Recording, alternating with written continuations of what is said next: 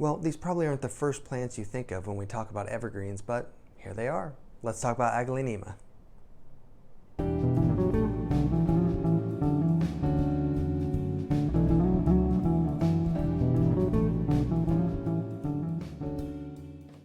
What's up, fellow plant enthusiasts? My name is Dylan Bain, and this is Bain's Botanicals. Today, we're going to be talking about Aglaonema. Aglaonema is probably one of the more popular houseplants just because it's so easy to care for and it has a very large variety of different types of leaves and colors and variations and everything else. It's also known as the Chinese evergreen, which here in the US, it's not evergreen. It would die pretty fast outside. But in Eastern Asia, where it's from, they do stay green all year long. Here is the taxonomy information for Aglaonema. I've got two here just so you can see some of the differences. This is an Aglaonema cutlass. It has these kind of very thin sword-shaped leaves. Those are called lanceolate leaves, hence the name cutlass, because it's kind of like a sword. The scientific name is Aglaonema nitidum, I believe. And then I also have, scoot you out of the way. Why do I feel like this is moving, you guys? I don't get it. This is I just call it an Aglaonema white stem. I think it might have a different common name. Look at that dead leaf. Oh my goodness. But I just call it white stem because look at it. I mean, it's got these gorgeous white stems on the inside here, and the way they kind of just transition into these beautifully like striped leaves. I mean, look at that. You just don't see plants like that very much. Anyway, the scientific name is Aglaonema commutatum, I think is what I found. I've seen it called a couple different things, but commutatum seems to be the more common one. I mean, how can you just not love Aglaonemas? Of course, you also have Aglaonemas that are red, pink, and green. I mean, you have a lot of these exotic colors. There's one called Spring Snow that's really pretty too. It's kind of got darker green leaves splotched with white variegation that looks like snow. They're gorgeous. I will say, as far as care goes, before we get into the details, the red and the pink ones are going to be a little harder to care for.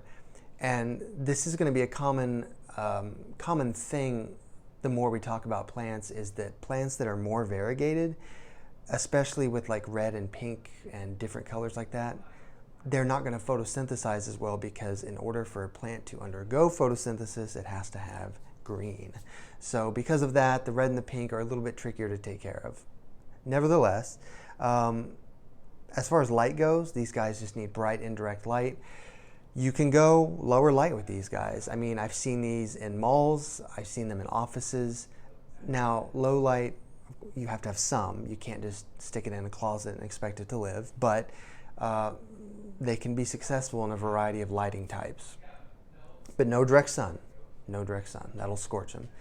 Watering, I tend to think they need a little bit more water. I mean, you can definitely let them dry out a little bit, but I'm just looking here, like this one, the soil, I know you can't really see it. The soil's pretty dry at this point, and there were a couple leaves on here that were done.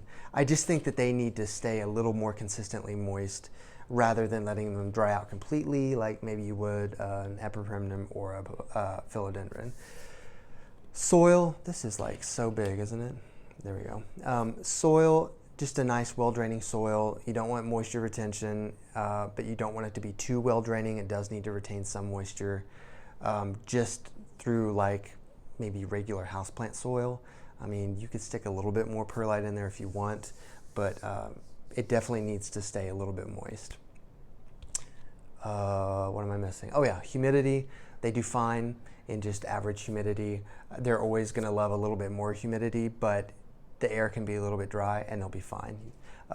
Fertilizing bi-weekly in the growing season, maybe, well, no, I would still say bi-weekly in the growing season, and then don't at all in the off season, like during the winter time and maybe like late fall, just don't fertilize them at all, just let them be.